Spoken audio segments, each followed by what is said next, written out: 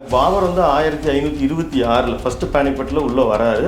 1530 அவர் மரணம் அடைஞ்சார். இந்த இடைப்பட்ட 4 ஆண்டுகளுக்குள் அங்கே என்ன சார் நடந்தது? இந்த பாபர் மசூதிக்கும் பாபருக்கும் எந்த சம்பந்தமும் கிடையாது. முதல்ல அந்த மசூதிக்கு பேரே பாபர் மசூதியும் கிடையாது, அது அவரது சமாதியும் கிடையாது. அங்கு ஏதேனும் திருக்கோயில்கள் அதை இந்து ஸ்தலங்கள் ஏதாவது இருந்து அதை இடித்து கட்டப்பட்டதா?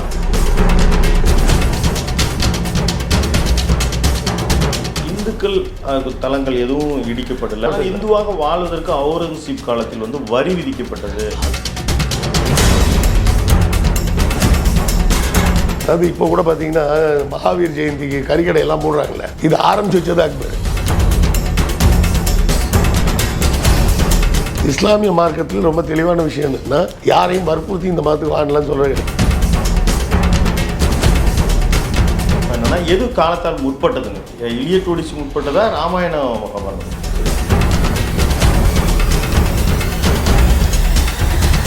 காந்தி வந்து 2 விஷயத்தை கையில் எடுக்கிறார். ஒன்று பகவத்கீதை, இன்னொன்று ராமராஜ்யம்.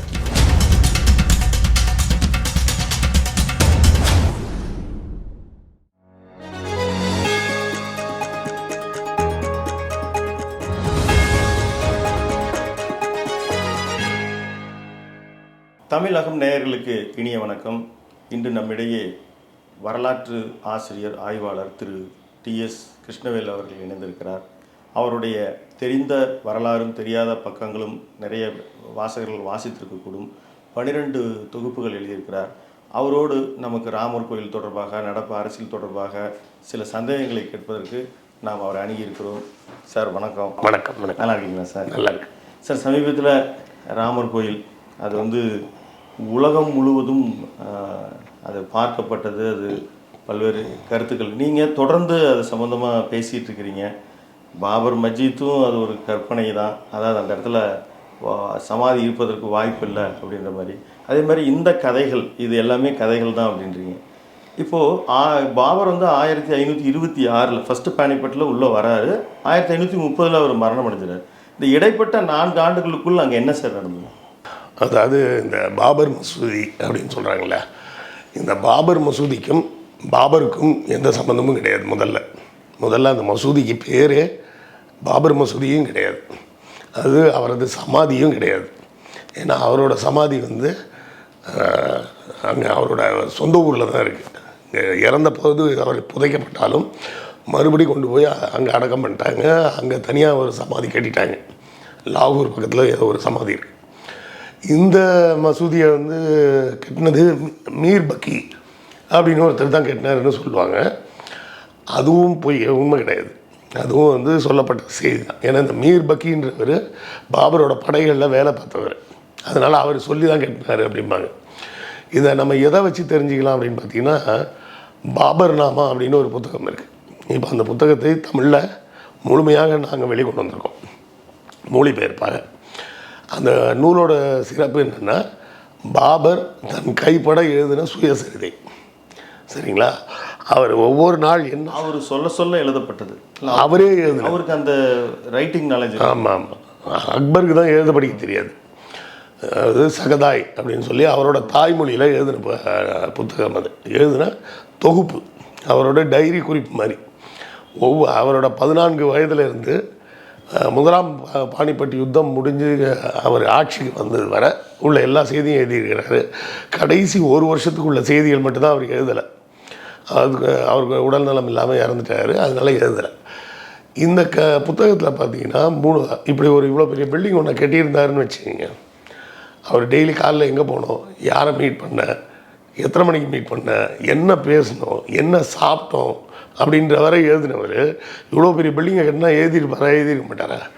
பாபர் நாமாவில் அயோத்தியில் தான் கட்டியதாக ஒரு மசூதியை கட்டியதாக பாபர் நாமாவில் எந்த குறிப்பும் கிடையாது. சரிங்களா? 2வது, இந்த மசூதிக்கு என்ன பேர் அப்படின்னு கேட்டிங்கன்னா, அது பாபர் மசூதியும் கிடையாது. அதுக்கு பேர் ஜன்மஸ்தான் மஸ்ஜித்தின் பேர், மசூதிகளின் பிறப்பிடம் அப்படின்னு சொல்லி அதுக்கு பேர் வச்சுருக்கிறாங்க. ஸோ அதுக்கு பேரே வந்து ஜன்மஸ்தான் மஸ்ஜித் அதாவது அமாவாசைக்கும் அப்துல்லாவுக்கும் எந்த சம்பந்தம் அப்படின்னு கேட்பாங்களே, அந்த சம்பந்தம் தான் இந்த மசூதிக்கும் பாபருக்கும் உள்ள சம்பந்தம். இந்த மசூதிக்கு முகலாயர்களுக்கும் எந்த சம்பந்தமும் கிடையாது. இப்போ இதில் என்ன இன்னொரு சந்தேகம் சார், அங்கு ஏதேனும் திருக்கோயில்கள் அதாவது இந்து ஸ்தலங்கள் ஏதாவது இருந்து அதை இடித்து கட்டப்பட்டதா? இல்லை, அதுவும் கிடையாது. ஏன்னா இந்த மசூதி கட்டப்பட்ட காலகட்டம்னு சொல்கிறது வந்து எப்போ சொல்கிறாங்கன்னா 13 இல்லை 15ஆம் நூற்றாண்டாக இருக்கலான்றாங்க. அந்த காலகட்டத்தில் பாபர் இந்தியாவுக்கு வரவே இல்லை. பாபர் இந்தியாவுக்கு வந்தது 16ஆம் நூற்றாண்டில் தான் வராரு. ஸோ பாபருக்கு வர்றதுக்கு முன்னாடியே கட்டப்பட்ட மசூதி அது. ஓ, அப்படியா? ஆமாம், அதோட காலகட்டம் 13 இல்லை 15ஆம் நூற்றாண்டாக இருக்கலாம்னு தான் வரலாற்று ஆய்வாளர்கள் சொல்கிறாங்க. அதற்கு கீழே இடிபாடுகள் இருந்தது, வச்சது போச்சதுன்னு இவங்கெல்லாம் கதை விட்டுக்கிட்டு இருக்கிறாங்க. அப்படிலாம் எதுவுமே இல்லை. ஆர்கியாலஜிக்கல் டிபார்ட்மெண்ட்டில் அந்த மாதிரிலாம் எதுவும் சொல்லவும் இல்லை, எந்த ரிப்போர்ட்டும் கொடுக்கவும் இல்லை. சுப்ரீம் கோர்ட் ஜட்ஜ்மெண்ட்லேயே அதில் தான் சொல்லியிருக்காங்க. அந்த மாதிரிலாம் ஆர்கியாலஜிக்கல் எவிடன்ஸ் இருக்குன்றதெல்லாம் போய் இவங்களாக கிளப்பி விடுறது. அந்த மாதிரிலாம் எந்த எவிடன்ஸும் கிடையாது. இது வந்து என்ன வேலை அப்படின்னு பார்த்தீங்கன்னா, பாகிஸ்தான் ஒரு தனி நாடாக உருவாகும் போது இந்தியாவை இந்து நாடாக மாற்றணும் அப்படின்னு இந்த பார்ப்பனர்கள் செஞ்ச முடிவு. நீங்கள் பாலகங்காதர திலகர்னு கேள்விப்பட்டிருப்பீங்க. அவர் வந்து சுதந்திர போராட்டத்துக்கு போராடினார் அப்படின்லாம் சொன்னார் அப்படிம்பாங்க. ஆனால் அவர் சொன்னது இந்தியாவின் ஆட்சி வந்து எப்படி இருக்குன்னா பேஷ்வாக்களோட ஆட்சி வரணும் அப்படின்னாரு. பேஷ்வாக்கள்னால் யார்? சிவாஜி ஏமாற்றி அவர் ராஜ்யத்தை பிடுங்கி பங்கு போட்ட ஒரு பார்ப்பன கூட்டம். அவர்களின் ஆட்சி தான் வேணும் அப்படின்னாரு. அதாவது இந்தியாவை பார்ப்பனர்களின் ஆட்சிக்கு கொண்டு வரணும் அப்படின்றது தான் இவங்களோட திட்டம். அதாவது பாகிஸ்தான் தனியாக பிரிஞ்சு போன உடனே இவங்க வந்து என்ன பண்ணுறாங்க, இந்தியாவில் இதை வந்து இந்துக்கள் பிரச்சனையாக மாற்றுவோம் அப்படின்னு சொல்லி தான். ஏன்னா காந்தியை முதல்ல போட்டு தள்ளியாச்சு. அவர் எப்போ வந்து இஸ்லாமியர்களுக்கு சப்போர்ட்டு, பிற்படுத்தப்பட்டவர்களுக்கு சப்போர்ட்னு பேச ஆரம்பித்தாரோ அப்போவே அவரை காலி பண்ணிட்டாங்க.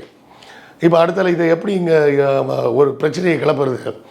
அதாவது பார்த்திங்கன்னா நீங்கள் இந்த இதிலெல்லாம் கேள்விப்பட்டிருப்பீங்க, முன்னாடிலாம் அந்த நடக்கும் பேங்க்கில் நீங்கள் எங்கேயாவது கேஷெல்லாம் எடுத்து கவுண்ட் பண்ணிகிட்டு இருக்கீங்கன்னா, சார் ஒரு 10 ரூபா கிடைக்குது உங்களுக்கு தான் பாருங்கள் அப்படின்னு ஆளை டேரெக்ஷன் திருப்பி விடுவாங்க. மொத்த பணத்தை தூக்கிட்டு ஓடிடுவாங்க.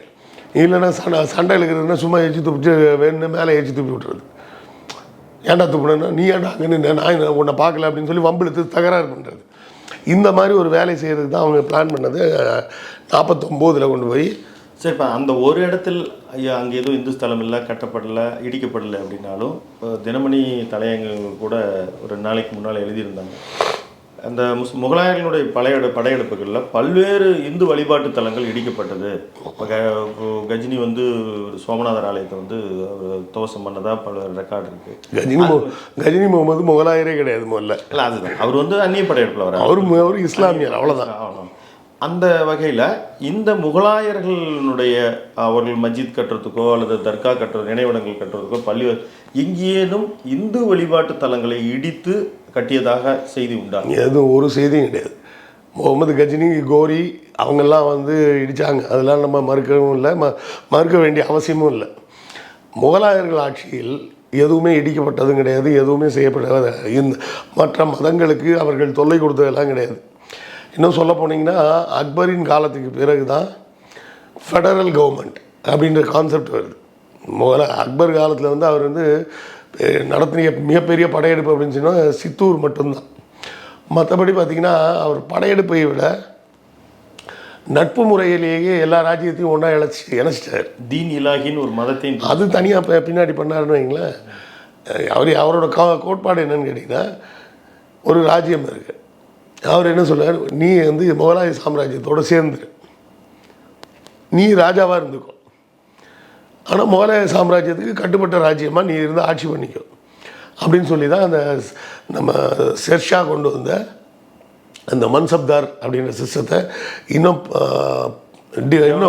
டெவலப் பண்ணி அதை இன்னும் ஃபைன் டியூன் பண்ணுறாரு. அந்த ஃபைன் டியூன் பண்ணதில் உருவாக்கப்பட்டது தான் இந்த ஜாகீர்தார், ஜமீன்தார், மன்சப், அது கீழே ஜாகீர் கீழே ஜமீன், இப்படி ஒரு செட்டப்பெல்லாம் க்ரியேட் பண்ணி என்ன பண்ணுறாரு, ஒரு புது சிஸ்டமை கொண்டு வர்றாரு. அந்த சிஸ்டத்தோட கீழே தான் வந்து பார்த்திங்கன்னா அன்னைக்கு உருவாக்கப்பட்ட அந்த சிஸ்டம், அதாவது ஷெர்ஷா உருவாக்கி அக்பரால் ஃபைன் டியூன் செய்யப்பட்ட அந்த சிஸ்டம் பிற்காலத்தில் பிரிட்டிஷாரும் அதை தான் ஃபாலோ பண்ணுறாங்க. இப்போவும் நம்ம வந்து அதை வந்து ஒரு சின்ன ரிஃபைன்மெண்ட்டோட அதே சிஸ்டத்தை தான் நம்ம யூஸ் பண்ணிகிட்டு இருக்கோம். அவர் நம்ம செஷா பற்றி நம்ம மறுபடியும் பேசுவோங்க. இந்த மாதிரி இந்துக்கள் தலங்கள் எதுவும் இடிக்கப்படலைன்றது மட்டும் இந்துவாக வாழ்வதற்கு அவுரங்கசீப் காலத்தில் வந்து வரி விதிக்கப்பட்டது. அதாவது இஸ்லாமியர்களுக்கு வந்து ஜகாத்துன்னு ஒரு வரி உண்டு. அந்த வரி வந்து மத கடமையாக அவர்களுக்கு கட்டணும்.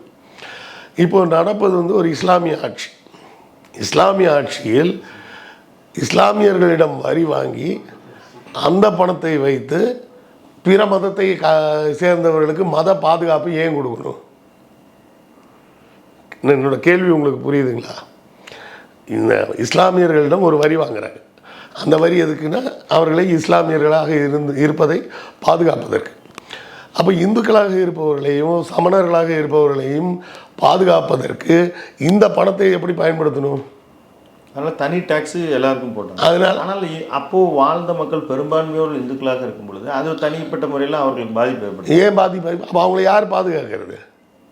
அவர்களின் உடைமைகளையும் உயிரையும் யார் பாதுகாக்கணும்? அரசாங்கம் தானே பாதுகாக்கணும். அப்போ அந்த அரசாங்கத்துக்கு அவர்கள் வரி செலுத்த தானே செய்யணும். இஸ்லாமியராக அவர் இருக்கிறதுனால அவர் இஸ்லாமிய கடமைகளை படும்போது இந்துக்களுக்குன்னு ஒரு முறை இருக்கும் பொழுது அப்போ அது வந்து திணிப்பாயிராதான்ற ஒரு இல்லை நீங்கள் தெளிவாக புரிஞ்சுக்கல.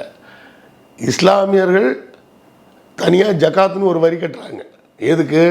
இஸ்லாமியர்களாக இருப்பதற்கு.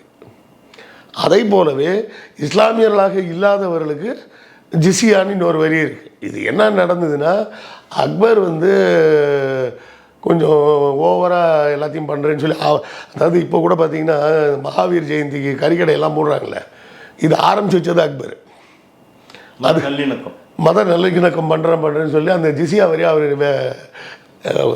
நிறுத்திட்டார். அவர் நிறுத்தி மறுபடியும் வந்ததுனால அவுரங்கசீப் மேலே குறை சொல்கிறாங்க. புரியுதுங்களா? பாபர் காலத்துலேயும் இருந்தது, ஹுமாயூன் காலத்துலேயும் இருந்தது. அக்பர் காலத்தில் அக்பர் கொஞ்சம் வசதி வாய்ப்பெல்லாம் டெவலப் ஆன உடனே வேணான்னு நிப்பாட்டிட்டார்.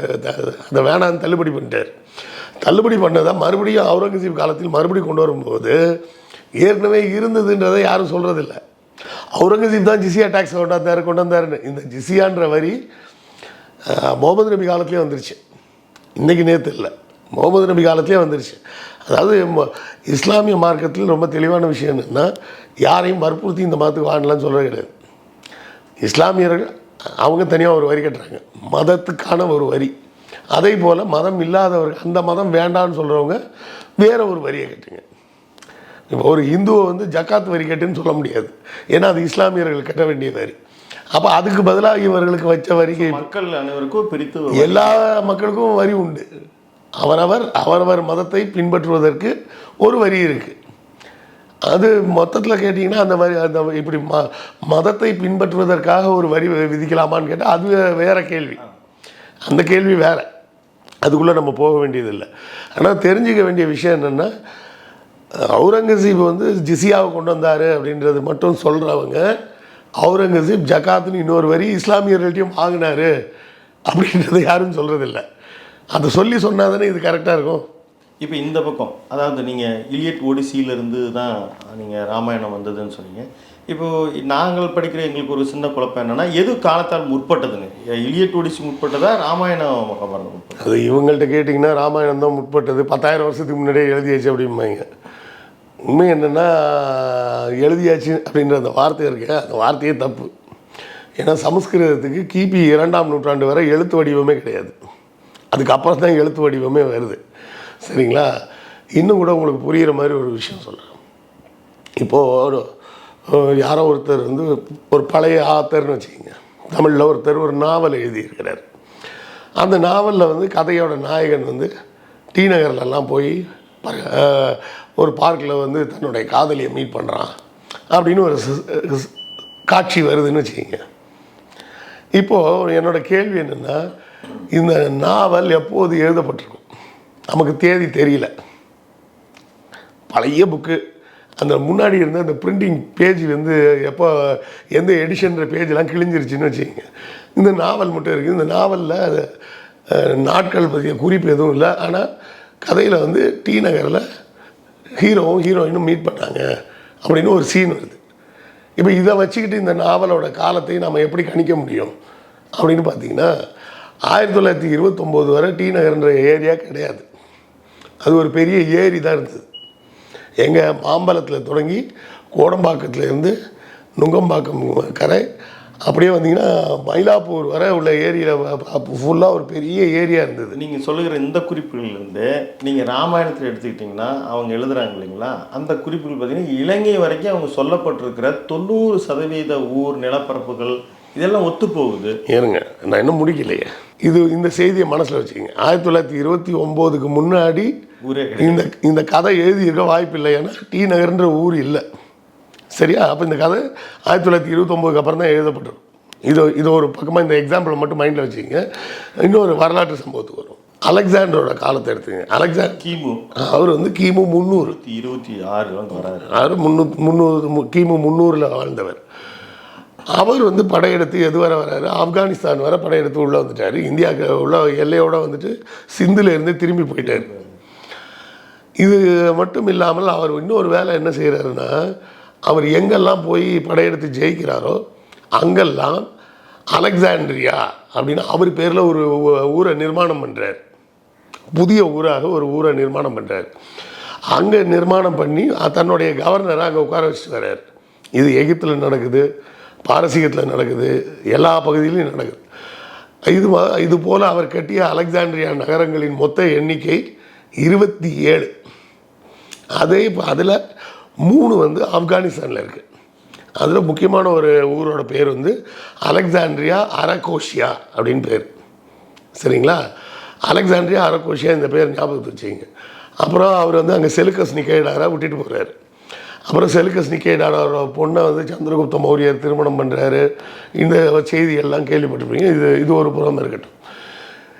மௌரிய சாம்ராஜ்யம் அழிஞ்சு அதுக்கு பிறகு அப்படியே போகக்கூடிய காலகட்டத்தில் இந்த செலுக்கஸ் நிக்கேடாரோட வம்சம் இருக்குது பார்த்தீங்களா, அவர்கள் கொஞ்சம் கொஞ்சமாக இந்தியாவோட கலந்து இந்தியர்களாகவே மாறி அவங்களாம் பௌத்தராகவே மாறிடுறாங்க, பௌத்த மதத்துக்கு போயிடுறாங்க. அந்த மாதிரி வரும்போது குஷான வம்சம் அப்படின்னு ஒரு வம்சம் வந்து அங்கே உருவாகுது. அந்த குஷான வம்சத்தில் கனிஷ்கர்னு ஒரு ஃபேமஸான ஒரு ராஜா கேள்விப்பட்டிருப்பீங்க. அவரோட சிலை இருக்குது, தலை மட்டும் இல்லை. அப்படி ஒரு சிலை மட்டும் கிடச்சிருக்கு. அந்த கனிஷ்கர் புத்த மாநாடுகளெல்லாம் நடத்தி ஒரு சிறப்பு பெறுறாரு. ஆமாம், அந்த கனிஷ்கரோட காலத்தில் தான் இந்த அலெக்சாண்ட்ரியா அரகோஷியா அப்படின்ற நகரத்துக்கு காந்தாரம்னு பேர் வைக்கப்படுது. சரிங்களா? கனிஷ்கரோட காலம் கிபி 2ஆம் நூற்றாண்டு. இப்போ மகாபாரதம் ராமாயணத்துலலாம் காந்தாரம்ன்ற பேர் வருதுன்னா அந்த காந்தாரம்ன்ற நகரமே கிபி 2ஆம் நூற்றாண்டுக்கு முன்னாடி கிடையாது. எப்படி 1929க்கு முன்னாடி டி நகரே கிடையாதோ அது மாதிரி காந்தாரம்ன்ற நகரம் கிபி 2ஆம் நூற்றாண்டுக்கு முன்னாடி ஒரு ஊரே கிடையாது. அந்த பெயரால் அறியப்பட்ட ஒரு நகரமே கிடையாது. அப்போது இந்த ராமாயணம் மகாபாரதம்லாம் எப்போ எழுதியிருக்க முடியும்? காந்தாரம்னு இந்த ஊருக்கு பேர் வச்சதுக்கப்புறம் தான் எழுதியிருக்க முடியும். அதுக்கு முன்னாடி எழுதியிருக்க முடியாது. அப்போது ராமாயணம் மகாபாரதத்தோட காலகட்டம்லாம் 5000 வருஷம்லாம் இல்லை, ஒரு 1800 வருஷம்தான். கிபி 2ஆம் நூற்றாண்டுக்கு பிறகு தான் ராமாயணம் மகாபாரதம் எழுதப்பட்டிருக்க முடியுமே தவிர அதுக்கு முன்னாடி எழுதியிருக்கவே வாய்ப்பு இல்லை. ஏன்னா அவர்களுக்கு காந்தாரம்ன்ற ஊர் பேர் தெரிஞ்சிருக்காது.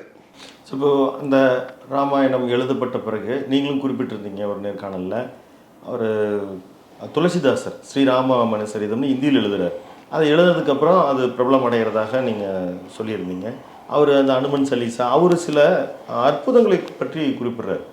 இப்போது அந்த மாதிரியான வெறும் கதைகள் மட்டுமே ஒருவருக்கு இத்தனை கோடி பேருக்கு நம்பிக்கை கொடுத்துருமா? அங்கே எங்கேயாவது ஒரு மக்களுக்கு ஒரு கனெக்டிவிட்டி ஏற்பட்டிருக்காரா?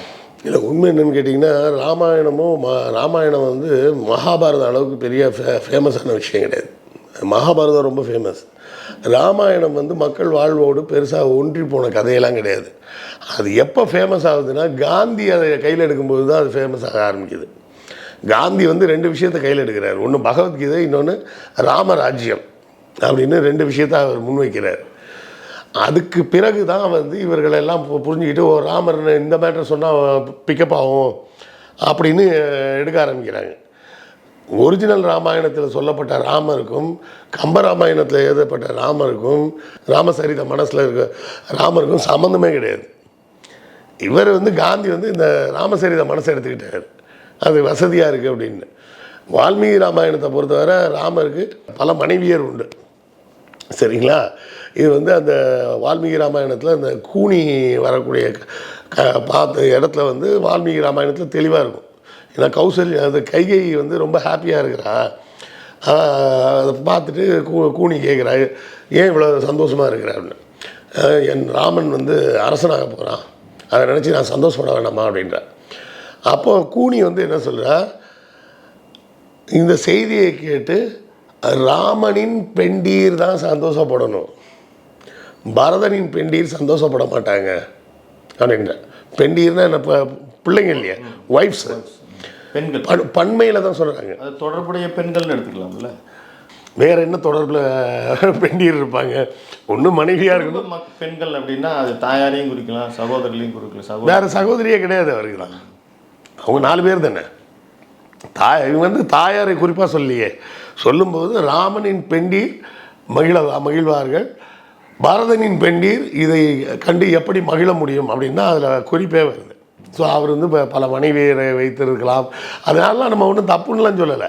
ஏன் கதையை மாற்றுறீங்கன்னு தான் நம்ம கேட்குறோம். இதை விட இன்னொரு விஷயம் நான் சொன்னால் நீங்கள் சிரிப்பீங்க.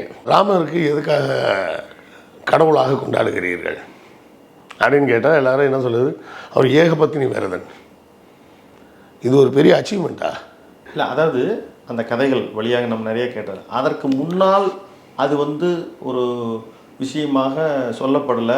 ஆனால் அவங்க அப்பாவே ஒரு சாபத்தினால தினம் ஒரு கல்யாணம் பண்ணார் அப்படின்னு வாழ்ந்த போது, அன்னைக்கு வந்து மனைவி தாரங்கள் இருக்கிற பொழுது அவர் வந்து ஒரு ஏகப்பட்ட வாழ்ந்தார் தான். இதை வந்து நீங்கள் இப்படி யோசிச்சு பாருங்க. வேறு ஒரு மதத்தை சேர்ந்த ஒருத்தங்கிட்ட நீங்கள் சொல்லுங்கள், ராமரை வந்து நாங்கள் கடவுளாக கும்பிட்றோம்பா, ஏன் அப்படின்னா அவர் வந்து ஒரே பொண்டாட்டியோட வாழ்ந்தார். அப்போ அவன் அடுத்த கேள்வி என்ன கேட்பான், அப்போ உங்கள் ஊரில் இருக்கவன் பூரா பொம்பளை பொறுக்கியா அப்படின்னு கேட்பான். பலதார மனம்ன்றது வந்து ஒரு 200 வருடங்களுக்கு முன்னால் வரைக்கும் கூட இல்லை. இதை வந்து நீங்கள் அந்த பலதார மனம்னு போக வேண்டிய அவசியம் இல்லை. நான் சொல்ல வர கருத்து என்னென்னா, அப்போ நம்ம சமுதாயத்தின் ஒழுக்கம்ன்றது எப்படி இருந்திருக்கு, இதுதான், அதை தானே இது பிரதிபலிக்குது. ஆனால் உண்மையில் வால்மீகி எழுதும்போது அவர் என்ன சொல்கிறாரு, பல மனைவியர் இருக்காங்கன்னு சொல்கிறாரு, வேட்டையாடி மான்கறி சாப்பிட்டாருன்னு சொல்கிறாரு. குகனுக்கு வந்து சீதா வந்து ப்ராமிஸ் பண்ணிட்டு போகிறாங்க, என்னென்ன நாங்கள் திரும்பி வந்துட்டோம்னா உனக்கு 100 குடம் ஒயின் தர சொல்கிறேன் அப்படின்னு சொல்கிறாங்க. பலரசம் இல்லை, மதுரசம்னே சொல்லியிருக்காங்க. இப்போ பைபிளில் நம்ம வந்து இது வந்து பல்வேறு நபர்களுடைய தொகுப்பு, அவர்கள் சொல்கிறது அந்த கட்டு தான் அது பேர். இப்போது ஒரு கொஞ்ச நாளைக்கு அப்புறமா அதில் இருக்கிற சரி ஏதேனும் ஒரு தரம்னா அதையும் நம்ம கற்பனை அப்படின்னு நம்ம சொல்லிட முடியும். இது வந்து ஒரு 100 கோடி பேர் இன்றைக்கி வந்து ஒரு தெய்வ நம்பிக்கையோடு இருக்கிறாங்கன்னு வைங்க. ஒரு சில கோடி பேருக்காவது இறைவனுடைய தரிசனம் குறித்து இப்போ இங்கே நம்ம தேவார ஆழ்வார்கள் சொல்லியிருப்பது போல் யாருக்கேனுமே அந்த நம்பிக்கையோ அந்த நம்பிக்கையை பரப்புற யாருக்குமே ஏற்பட்டிருக்காதுன்னு நினைக்கிறீங்களா? ஷெர்ஷா சூரியை நினைவுபடுத்துனீங்க. அதிலிருந்து ஒரு சின்ன கேள்வி, அவர் 1540 ஆட்சி அமைச்சு ஒரு 5 வருஷம் தான் ஆட்சி ஆகிறார். அதனுடைய சில தொடர்ச்சி இன்றைக்கி வரைக்கும் இருக்கிறதா நீங்கள் நம்ம பேசிகிட்டு இருக்கும்போது குறிப்பிட்டீங்க. அதில் இருக்கிற ஏதாவது ஒரு ஸ்பெசிஃபிக்கான விஷயங்கள் இன்ன வரைக்கும் கண்டினியூ ஆகிறதா என்ன சொல்கிறேன்? 1942க்கு பிறகு காந்தியினுடைய எந்த ஒரு மூமெண்ட்டும் பெரிய அளவில் சப்போர்ட் பண்ணதில்லை. நேதாஜியினுடைய படையெடுப்புக்கு அஞ்சு தான் நமக்கு பிரிட்டிஷார் சுதந்திரம் கொடுத்தாங்க அப்படின்னு தான் சொல்லியிருக்காரு. இது என்ன எங்களுக்கான ஒரு மிகச்சரியான தரவுகளை சொல்லுங்கள். ஆனால் அந்த அரசியலமைப்பு சட்டங்கள் பல்வேறு மாறுதலுக்கு உட்பட்டு இருக்குது. எது ஆபத்தாக நீங்கள் பார்க்குறீங்க?